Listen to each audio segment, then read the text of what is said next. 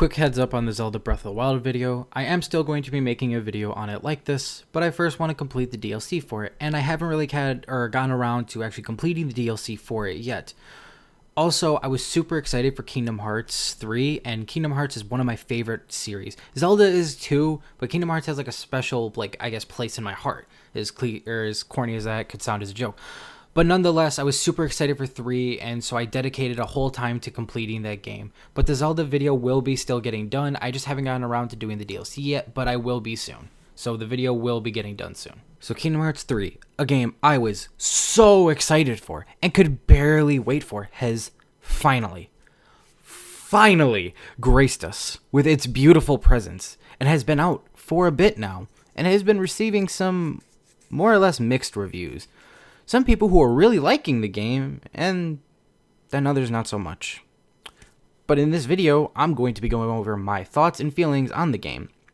To start off, I will be giving you the summary for the plot for Kingdom Hearts 3, then be moving into the things I liked and didn't like about it, going over the worlds, gameplay, etc. Then I'll be going over the big finale part of the game, and I will give you a warning before I get into it, because there are some big spoilers, and it will be a warning for those who haven't completed it to keep them from being spoiled. But with this out of the way, let's just take a look at that plot now. So our story starts right after Dream Drop Distance and Point Zero Two, a fragmentary passage, where Sora and Riku had finished taking their Mark of Mastery exam to try and learn the power of awakening, which they need in order to rescue our three other missing Keyblade wielders, being Aqua, Ven, and Terra, to help gain their 7 Guardians of Light to fight Master Xehanort and his 13 Seekers of Darkness in the upcoming Keyblade War. Master Xehanort is the one who's trying to start this Keyblade War so he can forge the Key Blade, or Kai Blade, or X Blade, whichever one you want to call it, so that way you know which one it is, because this thing has too many damn names, and calling it Keyblade is confusing. So he's trying to do this so he can gain access to Kingdom Hearts. Riku is the one who winds up passing the Mark of Mastery exam, obtaining the Power of Awakening, and becoming a Keyblade Master. Unfortunately, though, Sora didn't pass, didn't acquire Power of Awakening, and not only that, lost all of his powers. Because we had to have Sora start over some way, right? Yeah, he just had to start over again. But because of this, Sora is now tasked with going on a new adventure. So, to regain his powers, and to try to also obtain the Power of Waking. Meanwhile, Riku and Mickey have gone off to try and save Aqua, who's now been trapped in the Realm of Darkness for like a decade now. And Lee, or Axel, whichever one he wants to be called, and Kairi are now off training with Merlin for the upcoming Keyblade War. And that there is the basic summary for the plot without really going into any spoilers. And now with that story summary out of the way, there is something I want to say. And that is that this game is a game for the fans. It is a game for those who have played all the games prior and are all caught up on the story. Now, that doesn't mean you can't play this game if you haven't caught up on the story or played the prior games, because this game is a lot of fun. But please know that you will be lost when it comes to the story and what is going on. But I highly, and I really mean highly, recommend you go play the other games, because they are a lot of fun. Like, honestly, they are a lot of fun. Or at least get caught up in the story to be able to enjoy it to its fullest. And now with that all out of the way, let's just jump into the game, or into talking about it at least. So the first thing I want to mention is, one, how amazing this game looks. This game looks fucking gorgeous. It is so beautiful. It is so well done. The effects, the cutscenes, the worlds, it's all just so amazingly done. Trust me on this. This game is fucking beautiful. And especially when you complete a world, those ending cutscenes to completing those worlds, holy shit. Those just phenomenal. This game just looks beautiful, pretty, gorgeous, all of that. It just looks amazing. Sorry. It looks so good. And not only that, but the music. The music in this game is just, it's so amazing. Some of it's even tracks that we've heard before, but they're redone. And they just sound amazing. It just like rekindled my love for the series. Like this game looks so good, and like just the music is just phenomenal. I remember hearing these songs like Kingdom Hearts 1 or 2 or any of the previous ones, and then just hearing their updated versions like of them for this game is just, it's amazing. It looks and sounds great. Now with that, I also want to talk about one of the new features they've added to the game, which is the Gummy Phone. Gummy Phone I really enjoyed. I thought it brought a lot of personality to it, like the game, with especially the photo mode, the selfie mode.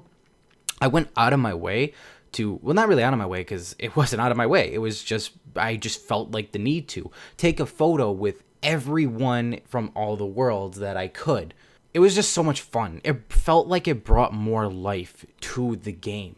It gave it more personality, and it was great. Especially when you go to take a picture with people, they'll react to it too. It's just great. They don't act like stiff cutouts or cardboards. They actually will have a reaction to you trying to take a picture of them or with them. And it really brings a lot of personality to it, and it was really fun. With that, though, we'll move into, I guess, the Gummy Ship segment now, because the Gummy Ship's a little different now. This time around, we have a big open world Gummy Ship, like a open Gummy Ship world, where you can actually explore things. That's where you'll run into a lot of the Heartless battles with the Gummy Ship missions and things like that. You can also grow and earn collectibles and stuff, and it's really cool. I think it's probably the best iteration of the Gummy Ship missions, honestly.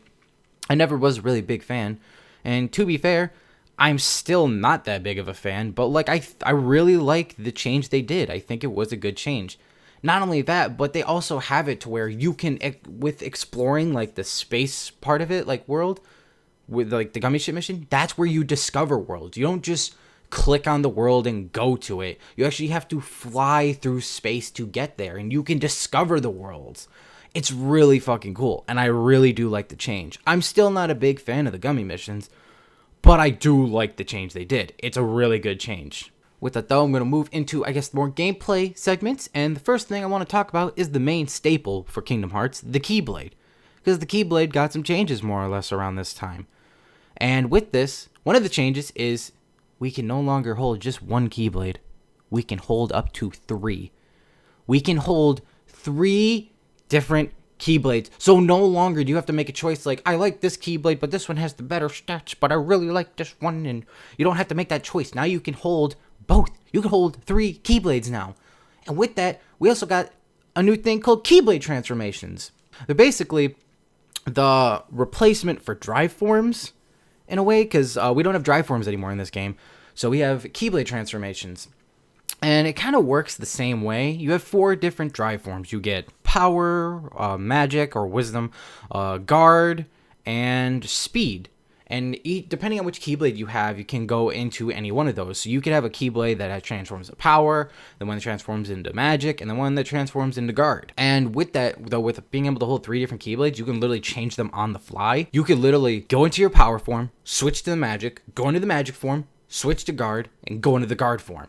It's fucking cool. And I personally really love the Keyblade transformations. Like, a lot of people haven't really cared for them that much because they really like the drive forms, think the drive forms are better. I like the drive forms. I think they're cool.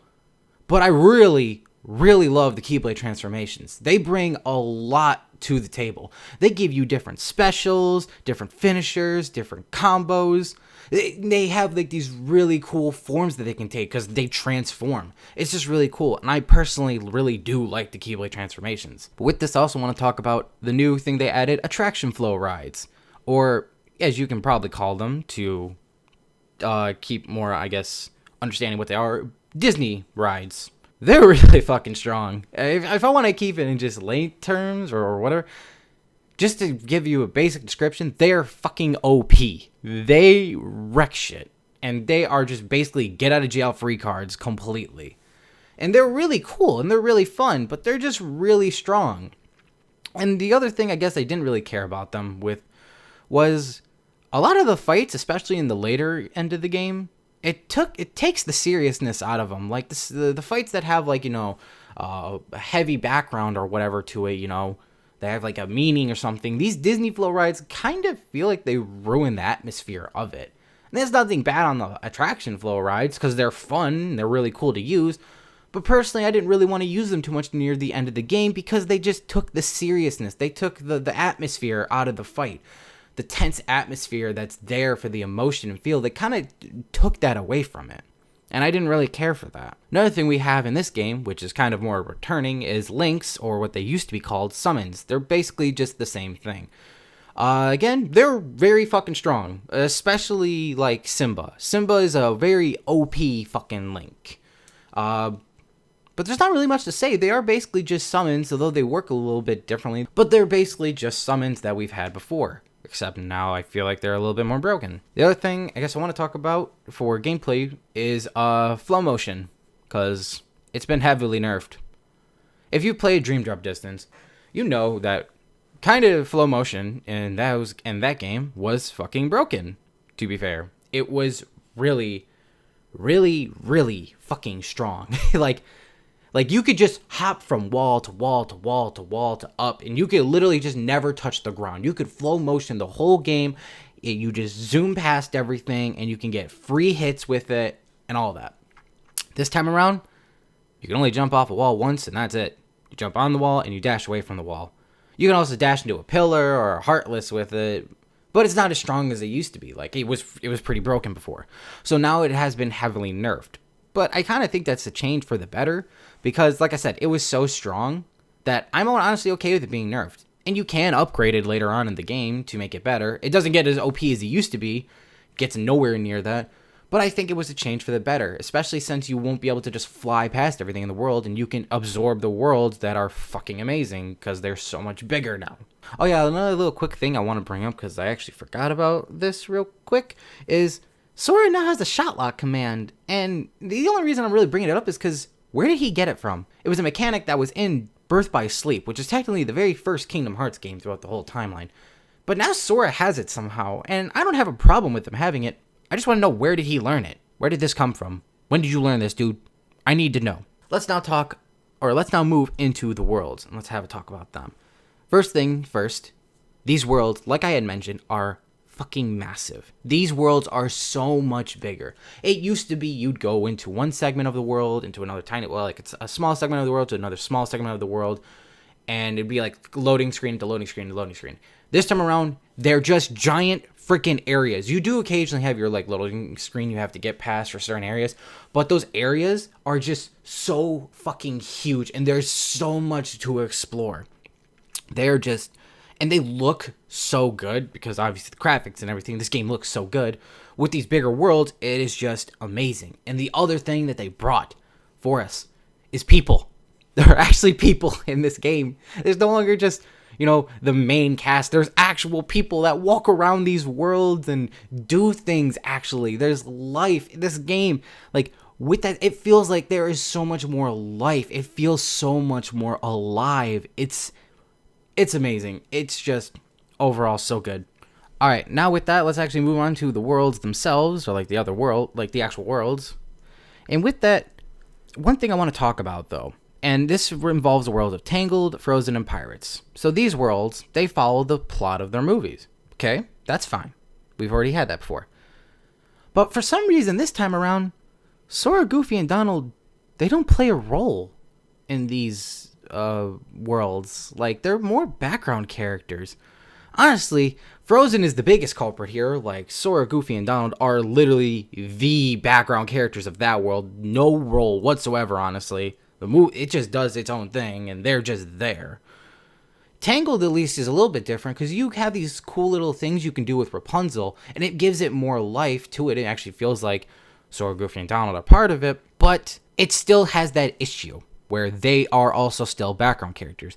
Pirates World's the same thing. There's a little quick segment in the beginning where you kind of do things that you actually feel like you're there, and then you're not. But you're not. You're just still a background character. They just, for some reason in these three worlds, again, Frozen being the biggest culprit, the biggest issue with this, is they just feel like background characters. They feel like they had no meaning towards it. And also, the stories are felt a little rushed in these worlds. Like, they seemed like they just wanted to get, like, the biggest scenes that you know of from them, and then that was it. Like, they got the biggest scenes, and then the story felt rushed. There's so many things that are kind of missed out if you didn't see the movie.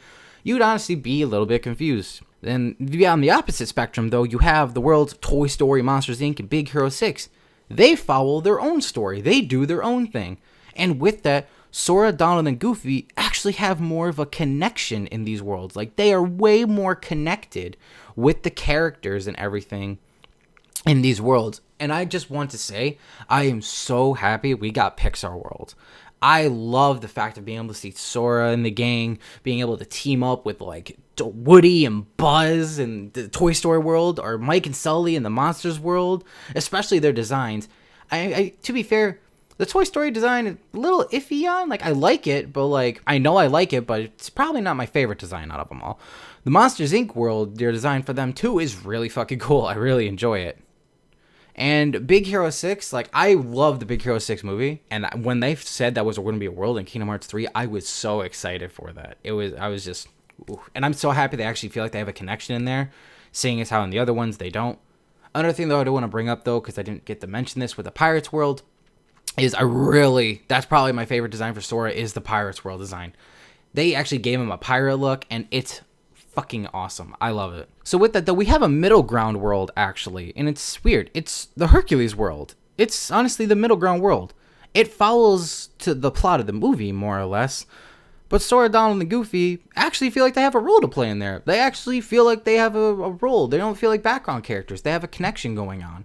So this world is literally the middle ground for the both of them.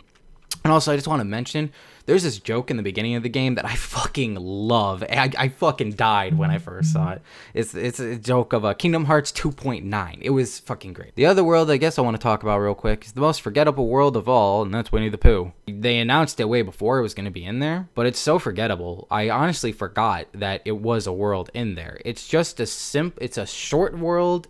It's small, it's short, and it does really nothing, if I'm going to be fair.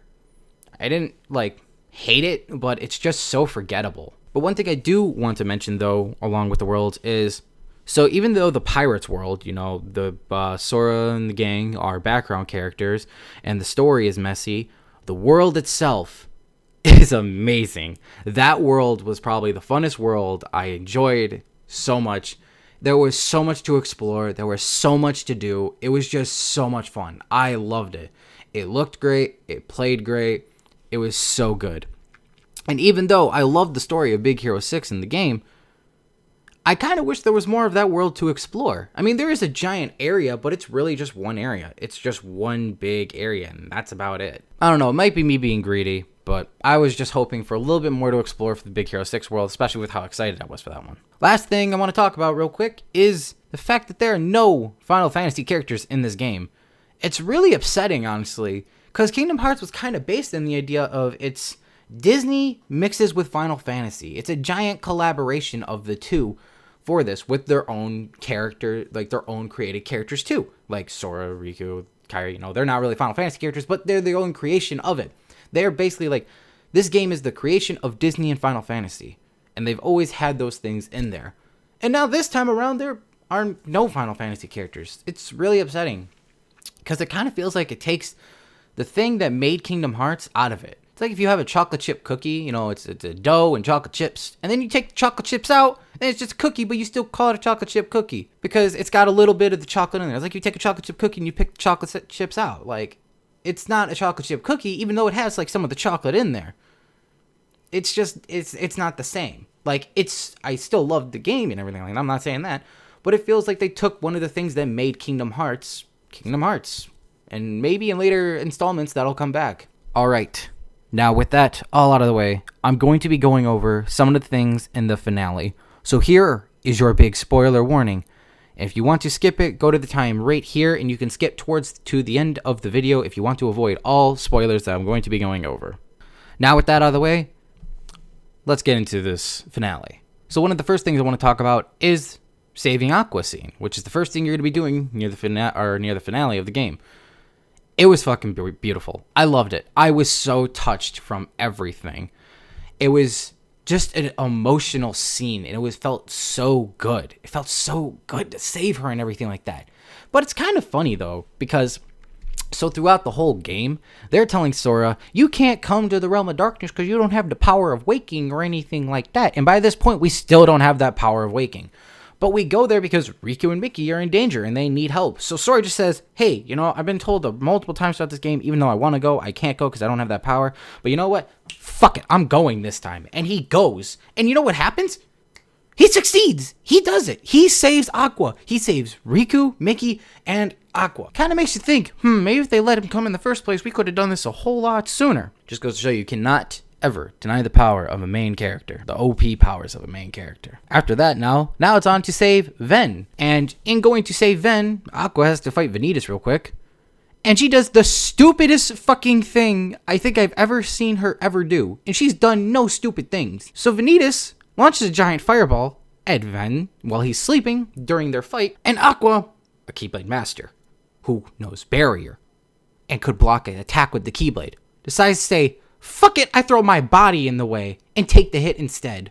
Why? You have a Keyblade, you have barrier. Why didn't you just block it instead of throwing your body in the way? Like, you're a master. You're so good. Why did you do something so stupid? Oh, that frustrated me.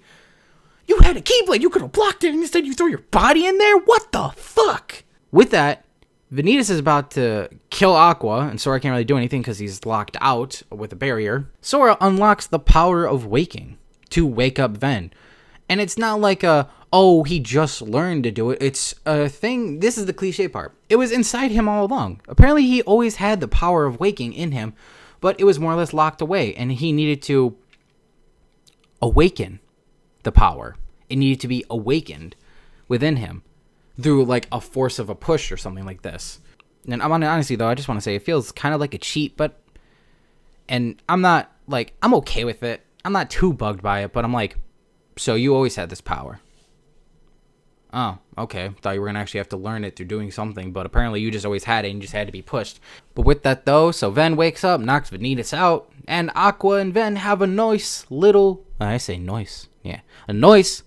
little reunion. Then after that, right before we go heading straight into the war, everyone gets to have a moment in a way. You have Aqua and Ven have a little moment together. You have Riku having his little moment. Like, everyone gets their own little moment together, or a little moment to shine before the war starts. And we finally get to have Sora and Kairi finally share that fucking Paopu fruit. They finally do it. I honestly thought this would have been something done at the end of Kingdom Hearts 2, or somewhere between Kingdom Hearts 2 and Dream Drop Distance. That didn't happen. But we finally now got the scene for them to share the Paopu fruit, which was really fucking good. And I loved it. Because I like them together, and it was something that was always been hinted at throughout since the first game. So it's good that they finally got to do it, and I was very happy with that scene. Now with that, we're going into the war. And the start of this war, they do a recreation of the 1,000 Heartless battle. And it was awesome. It was so fun, because just having a giant horde battle like that, right? It's just so fucking cool, and it was so fun. I loved every second of it. So after that, we get a little scene where Terra, again, Terra quote, not Terranort, just basically starts knocking people out. Giant Heartless tornado shows up, and everyone fucking dies. Like, holy shit, that was actually like, everyone just literally died in front of you, and you're just like, what? They actually died? That can't be right. I know this ending's supposed to be dark, but holy fuck, what? They all literally die. But that doesn't live long. I'm gonna be real. It doesn't live long because Sora has like his like spirit, I think it is, that it's still alive. And that's where we're introduced to the world known as the Final World. And I think that's just a funny little name for it, the Final World. And honestly, there wasn't much to the world, but it was really fucking interesting, honestly. It had this ominous feeling towards it, and it was just interesting all around. It was really fucking, like, cool, honestly. You had to, like, recreate yourself and stuff, and that was really neat. But, like, just the world itself, there's little fragments of other people that you can talk to. One being some mystery girl, who I'm not positive on who the fuck that is. In fact, throughout the game, they keep talking about some mystery girl. I don't know if that's supposed to be her, or if that's someone different, or who even the mystery girl is they keep talking about suddenly throughout this game, who kind of just showed up. It was really confusing, honestly. But you can also talk to Naminé.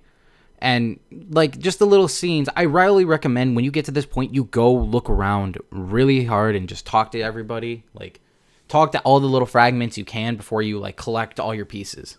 So then after that, after we recreate ourselves, we now have to go and save everyone because everyone's kind of been KO'd and we need to bring them all back. So we go through this whole saving thing. We have to go through all the different worlds we've been to, saving each different person to a world and beating up this one asshole Heartless. This guy is a fucking asshole. Fuck this guy. Straight up. And with that, at the end, we save everyone but one person. Because this one person saves us. They bring us back. And that's Kairi.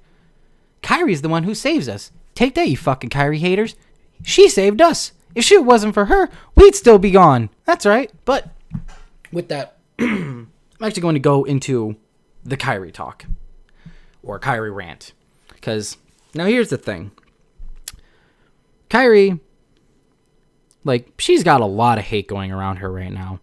People are hating her for everything. They think everything was her fault. And then not literally everything, but it kind of almost seems that way. They're like, she's useless, she's garbage, she does nothing. Well, here's the thing. She has saved Sora about, like, 2 times now throughout the game, and she's not even really, like, you know, been in the fights or anything crazy like that.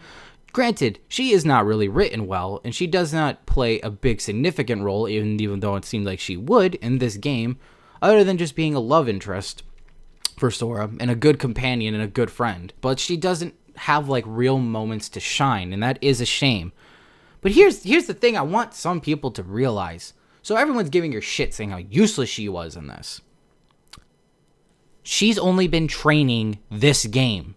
And no matter how much training you do, a real life experience is completely different than training. Let's put it into, I guess not a serious term, of a fighting game. You can go and practice a combo and things like that in labbing for fighting games. You can do that for hours. You could do that for days, and you can have that combo memorized and know how to get it off. But actually trying to get it off on an actual person instead of a bot that stands there is completely different. Having a training experience and a real life experience are 2 completely different things. So yes, while she was training, and she should have some knowledge of fighting, and you do get to see tiny snippets, there I got it, of her fighting, and her actually doing things. That was shown from her training. But having her training compared to a real life experience, she has not done anything like this. Like, everyone else has had real life battles and experiences so far. She has not. This is honestly her first time experience, and it's against final bosses, basically. So while she didn't have a great time to shine, you also got to take into that factor. All she's really done is head training. And training can only prepare you so much. Real life experience and battle is what's going to define your actual fighting style and everything around that. A real life experience is going to mold you better. Training helps, but real life experience is where it's at. And that's just what I want to say about Kairi. I don't hate her. I think the hate for her is honestly a little bit ridiculous. Granted, I see where people are coming from. She could have done a lot more in this game, and she could have had a lot better writing for herself, for her to be, like, I guess, a better character. But I don't hate her. But with that, let's go into where now we're all back. So everyone's been saved, you know. We saved everyone. We got saved with Kairi. You know, everyone's all good now. And we're back in time now, right before all that shit just happened.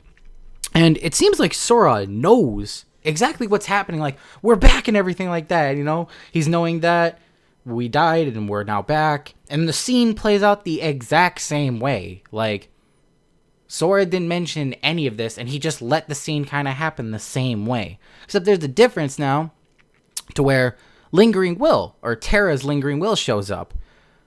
And with that, you know, the actual battle starts, and then we get going. But, like, it's just weird, though, because, like, Sora seemed like he knew what was going to happen, and yet he said nothing. He said not a damn word. He just kept to himself. Like, I don't know if he really did forget or something, but that was just something I found weird. I'm like, wait, if you seem like you know what's going on, how come you're not mentioning any of this? With that, we actually get into one of my favorite parts of this game, and that is the awesome Organization 13 Battle Gauntlet. It is fucking awesome. It's literally just battle after battle after battle of all these final dudes, and it's fucking cool as shit. You get to team up with every one of the 7 Guardians of Light, every one of your party members. You get to just team up with them, and it's fucking awesome. It's so cool just to be able to fight all these guys all at once. There's no in between, nothing. It's like literally back to back fighting all the 13 Seekers of Darkness, teaming up with your friends and everything. It's so fucking cool. But with this though, I actually want to talk a little bit about organization, the 13, the real organization, the 13 Seekers of Darkness, real quick. It's kind of weird though with them, because so throughout the game they kind of just appear randomly, you know, like they'll show up throughout the whole game and do nothing. They kind of just show up throughout the whole game to taunt you, and then they leave. They don't try to fuck with you in any way. They don't try to fight you. I guess Marluxia fucked with you once. He put you to sleep. He knocked your ass out real quick. But that's really it. They didn't, and I guess Larxene also put a ice maze. Fuck that ice labyrinth maze. That thing was fucking bullshit. But like, they don't really do anything. Like, I was kind of thinking maybe at some point, you know, we're gonna have to fight them and do like a little mini fight with them.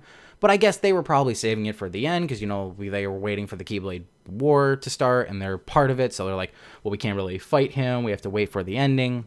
But, like, they didn't even do, like, a little mini thing. They kind of just showed up, said, Sora, you suck. Sora said, no, you suck. And then they left. And then that was really it. So now going into this awesome Heartless Gauntlet, or not Heartless Gauntlet battle, the Organization 13 battle gauntlet, we have the return of Roxas and Xion. Oh, that was so beautiful. That was a beautiful scene. I loved it to a T.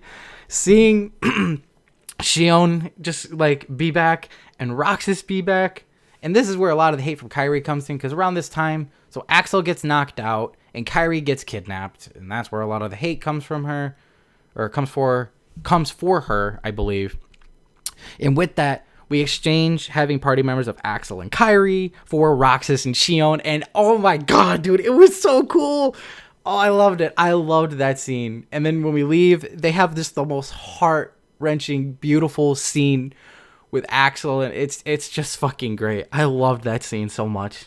Then we also later on get the return of Terra, and this scene, again, fucking beautiful. Especially, they had so much detail towards Terra coming back. They had literally his eyes red with just tears. Such attention to detail. Like, he's literally just crying his ass off. Like, he's just so emotional and so happy to be back. It's just, they did such a good job at that scene. Though here's the confusing thing. So, Lingering Will randomly disappears. You never see what really happened to him after he showed up and started fighting Terranort. And then Terranort's shadow, right before he's literally about to kill Aqua and Ven, Terranort's shadow intervenes, like his little guardian thing, and then he saves Aqua and Ven, and then he goes to fight him, and he rips like the little bandages off his mouth, and it's Terra in there. And I think, when did that happen? Was that always Terra? Was Terra always that, like the guardian? Or did Lingering Will somewhere during their fight disappear and like invade his guardian? But I'm not entirely sure. But with that though, he comes back, you know, he and Sora both blast the Terranort with light, banishing the Xehanort within him, and then Terra takes back over his body, and Terra is back. It was a really beautiful scene, but just a little confusing bit there. So then, now moving on to the last little bit coming in, we have to fight all 3 of the Xehanorts, being Ansem, Xemnas, and Young Xehanort. Also, I'm going to say, Young Xehanort, eat a fucking dick. But their fight was really fucking, there was a cool fight, honestly. I liked it, but I just mostly wanted to mention it because fuck Young Xehanort. That guy was a fucking prick the whole game, and he was just being a fucking asshole. And with this, though, going into the real final battle, Kairi dies. That was fucking heartbreaking. Just seeing her fucking die was just, I mean, I've just seen everybody else die, but there's that thing that you feel like, that can't be it, they're gonna come back. This one, kind of out of left field, nowhere, Xehanort just throws her out, says, you need motivation, and he just slashes her in the back, and then just straight up kills her. Oh, it was heartbreaking. It honestly was. I just didn't know what to even think. I was dead, and I wanted to beat this motherfucker's ass. That's all I can really tell you. Oh, I forgot to mention. I'm going to bring this up real quick. So when we I'm going a little bit back in time here. So don't mind me. I'm sorry about this. This is really off track. I just remembered this. I forgot to put it in here. But here it is. So earlier in the game, right before we got into the big Heartless, or the big Gauntlet battle with Organization 13, we have to fight that giant Heartless tornado thing. And the coolest fucking scene comes into play. I know this is really out of place, I'm sorry. But it literally, so all the Keyblades that have been around the Keyblade graveyard where you're fighting everything, they all just jump in to help you and everything. And like, it literally, it's just so fucking cool. Like, so basically Union Cross plays a big play here. Like, all the Keyblades from the past Keyblade wielders, which are from Union Cross, which are all the Keyblades in the Keyblade graveyard, big ass information bit there, just kind of all come back to life with light in them and go to Sora and to help him in this battle against this giant Heartless tornado.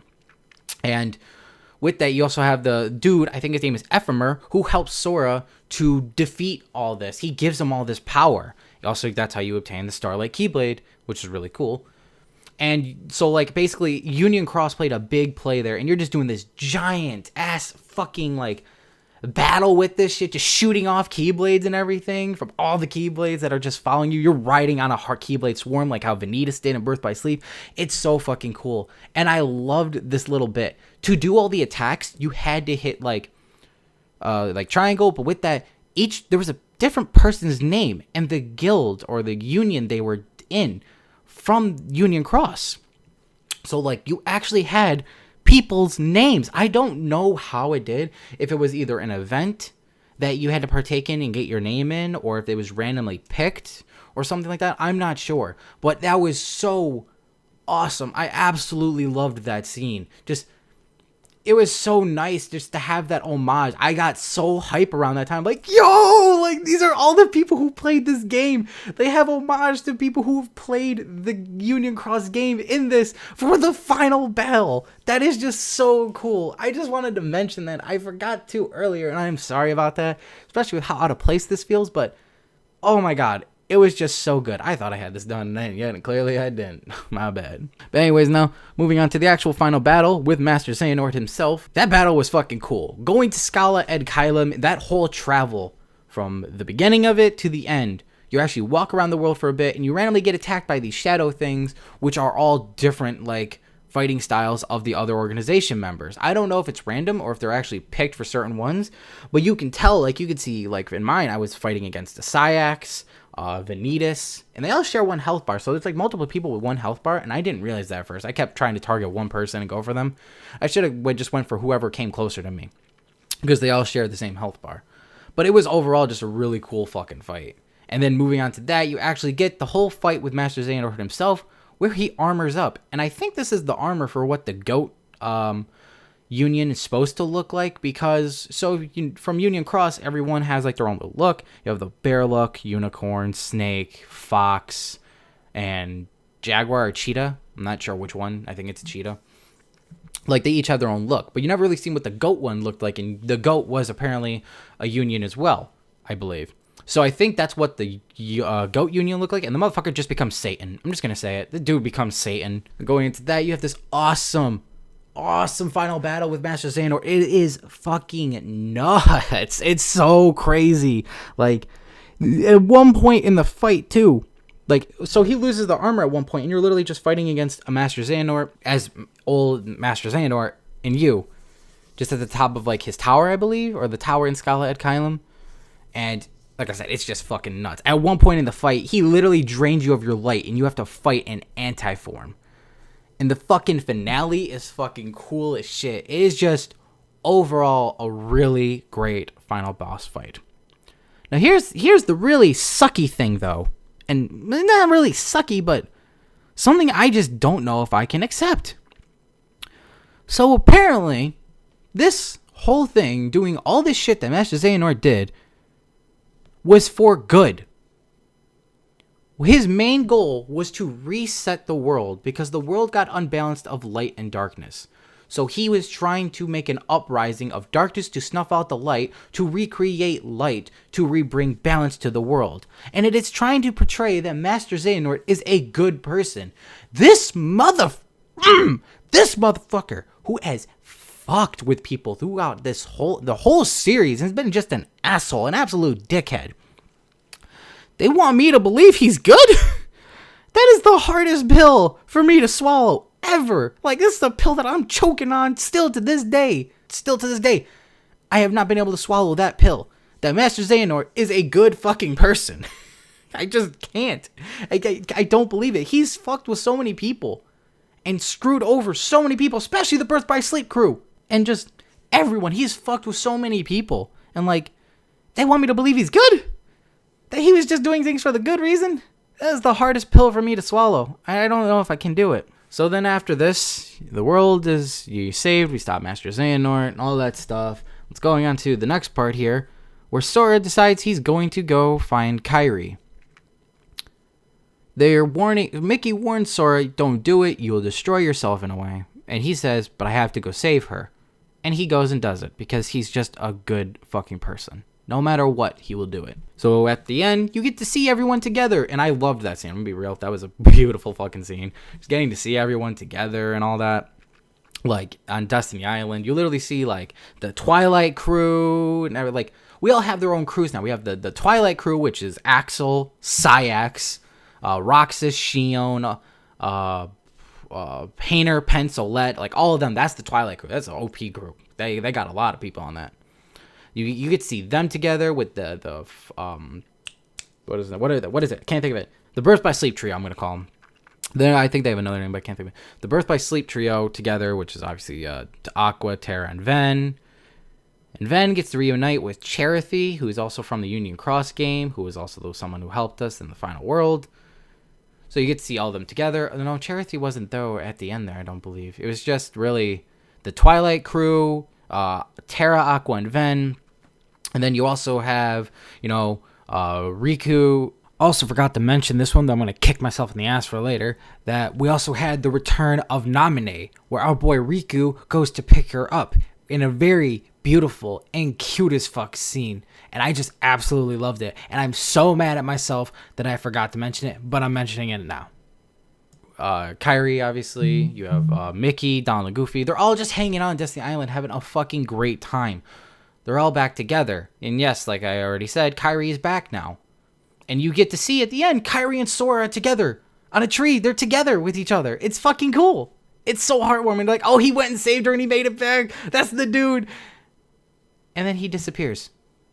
He wasn't there.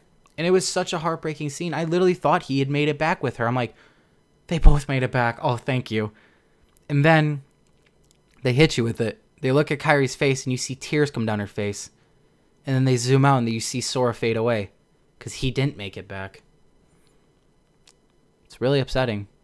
But the game delivered on what it promised. It delivered on an ending that was going to be hard to accept. A dark ending. And it did do that. By having our hero, who has a heart of gold, just sacrifice himself for the person he loves. And he didn't make it back. It was upsetting. And at least we do know how that he is okay. It's thanks to the ending credit scenes. We see that Sora is alright, and he's in some other world, like more modern day Tokyo, I believe it was.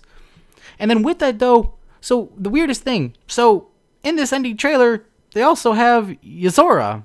And if you've played the game, you know Yozora was from the Toy Story world as a video game character. A little promotional thing going on in that world. Like, oh, this video game here has got this guy named Yozora, and they keep mistaking Sora for it. And you think, okay, he's just whatever, some dude in the Toy Story world. Apparently, he's actually a real fucking person, and he might be playing a role in the future games because he's there in the ending credits scene. It's really fucking confusing. Like, I'm so confused and interested, I don't even really know what to say about it. And then we also get the mindfuckery of all the previous Union leaders coming back, except Ava, who is the fox, but we get everyone else coming back. And Luxu is or has taken over Xigbar. I'm not sure if he's taken over Xigbar, like possessed his body, like in a way Xehanort did to Terra, or if Xigbar was always Luxu, like no matter what, from all time, and he just changed his name or something like that. But we have that as our ending. And with that, that brings Kingdom Hearts 3 to an end. And the end to the Dark Seeker saga. And honestly, I think it was a good ending to it personally. I loved this game and enjoyed every bit of it, even with its flaws. And I still love the series, and it's one of my favorites and holds a special place in my heart. Alright, I'm really sorry about that. But with that, that's the end of this video. I hope you all enjoyed this. It was a different video than what I normally do, and I honestly did enjoy making it, even with all the struggles I ran into with making it as well. And I plan to make more videos like this in the future. So I would really love to know what you all thought of this video. If you could let me know down in the comments below what you thought about it. If there's anything I need to improve on or anything, I would greatly, and I mean greatly, appreciate it. And I also would love to know what you all thought of Kingdom Hearts 3 as well. If you want to let me know that too as well down in the comments below, I'd also appreciate that. And with that, I will see you all later. I hope you all have a good day and or night, and I'll see you all later.